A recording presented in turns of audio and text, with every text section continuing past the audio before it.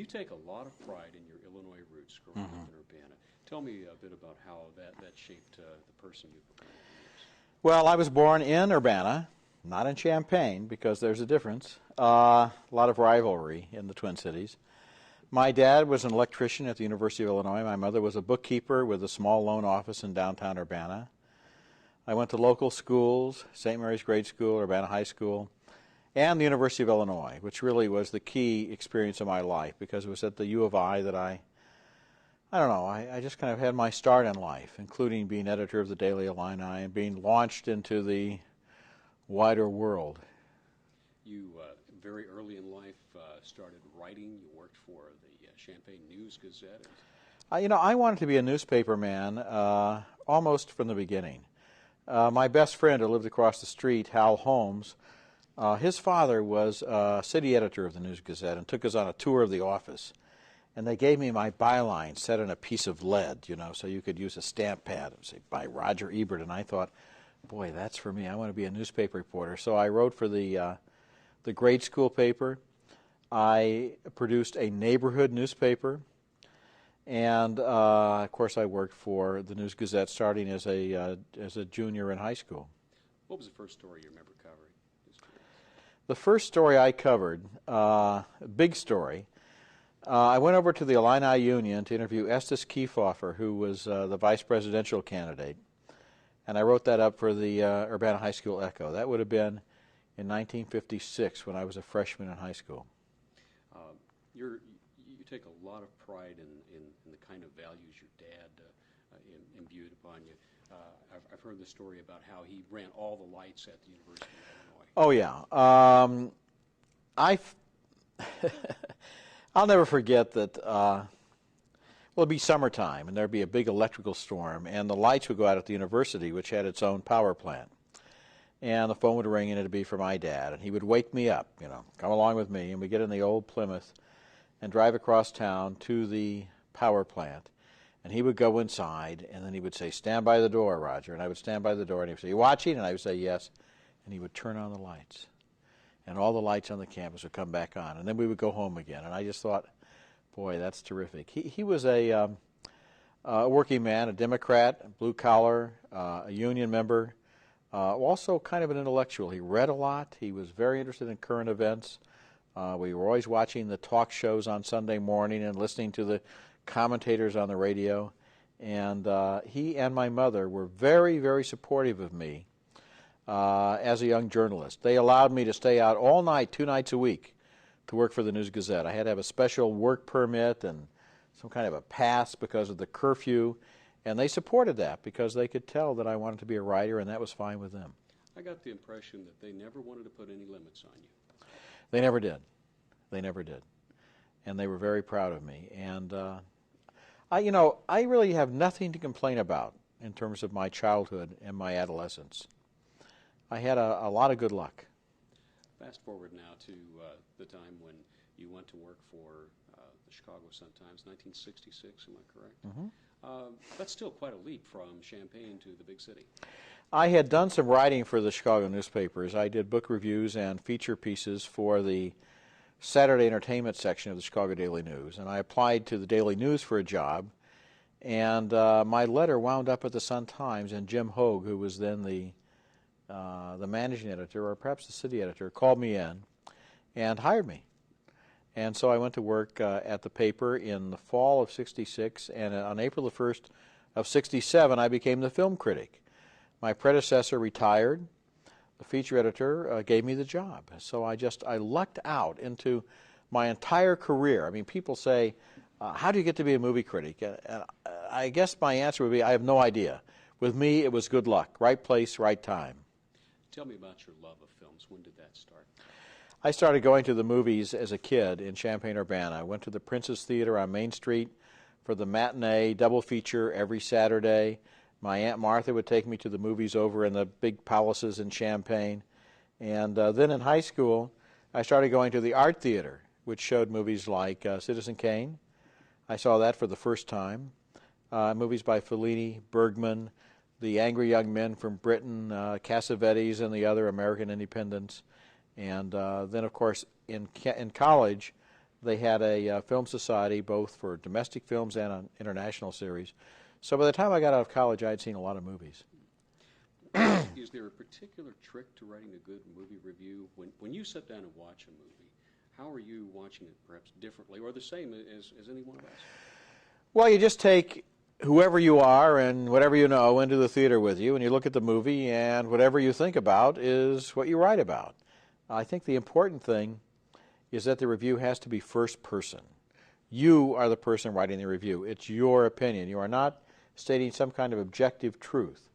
And I'm amused sometimes when people will write me and say that I should be a more objective critic, because objectivity and criticism have nothing to do with each other. It's all subjective. It's all first-person opinion. Do you have a sense of how many reviews you've written over the years? I think I've written about 5,500 or 6,000 reviews. And I've seen, of course, a lot more movies than that, but that's about how many reviews I've written for the Sun-Times. And you watch all sorts of different genres. Do you have a particular favorite, though?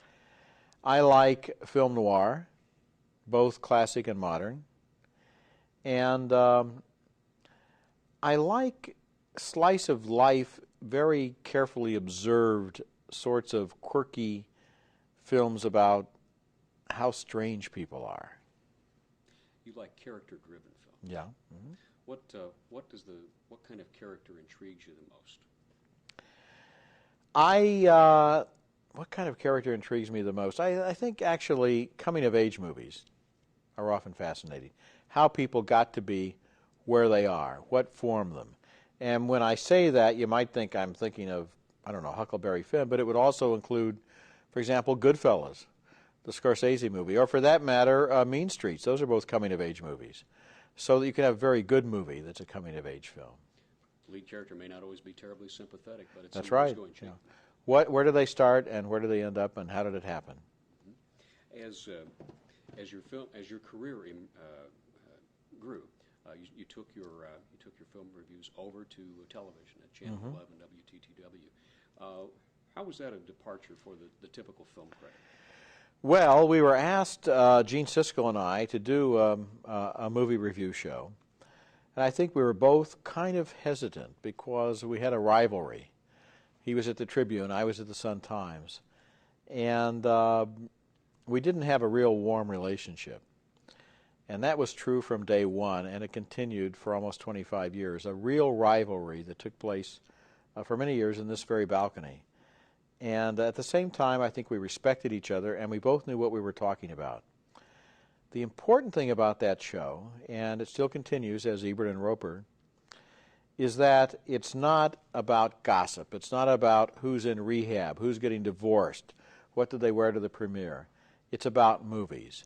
And we look at all kinds of movies, not just Planet of the Apes, but also documentaries, foreign films, independent films, revivals, real good movies that happen to be playing on cable or on television, so that it's really the only national coverage in the entire spectrum of American television that's serious about the movies.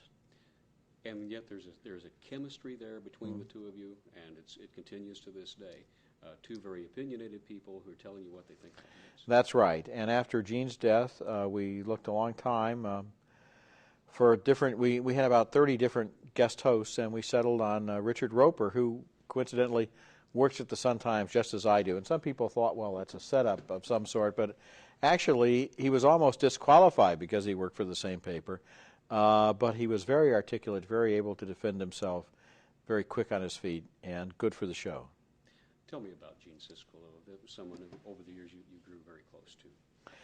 Gene was very smart. He also had very high standards. He didn't compromise easily. He had a funny sense of humor, which not everybody picked up on, although he could be very funny on the air.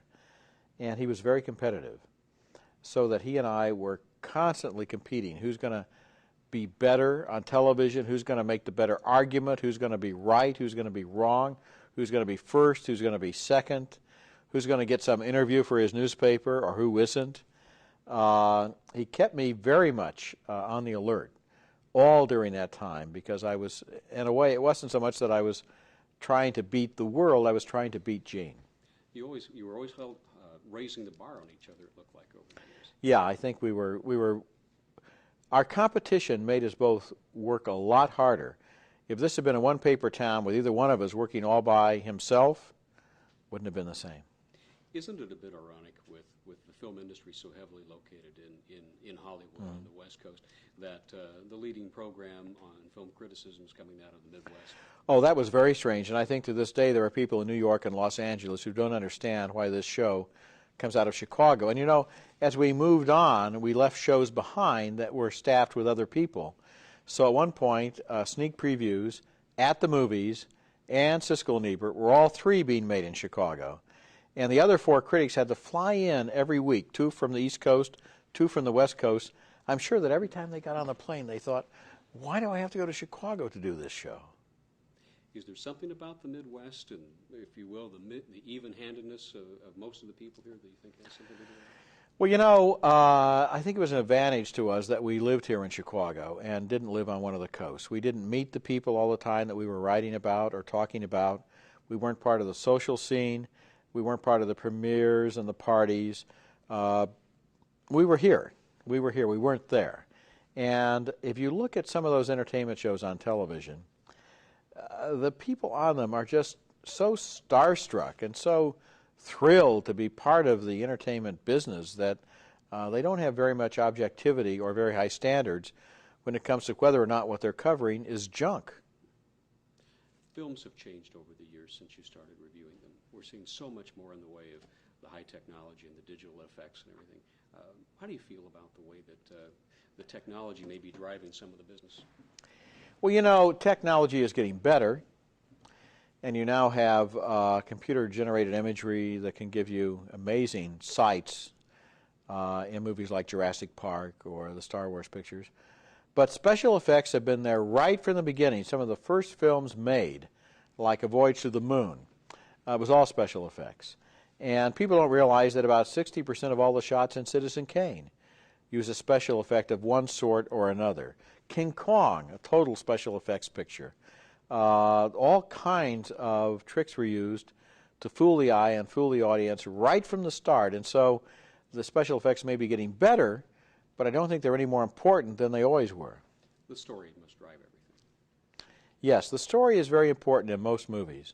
Some movies now are just, you know, kind of like meandering trips through life or kind of the whole passage of time is the point. But in general, I think we go because we get involved in the story. We identify with the characters on the screen and we care about what's going to happen to them. I was just reading your review on, it was a reprint of the review on Hoop Dreams with Steve James. Those were in a documentary with people you really came to care about. Yes. One thing that I've always done, and we on the show have always done, is pay a lot of attention to documentary films. I don't know why it is that so many moviegoers seem to be shy about going to a documentary. Oh, I don't know if I want to see that or not. And if you can get them into the theater to see some of these amazing documentaries of recent years, like Crumb, or My Brother's Keeper, or Paradise Lost, or Hoop Dreams, or Legacy, I could go on and on. They're amazed. They're amazed.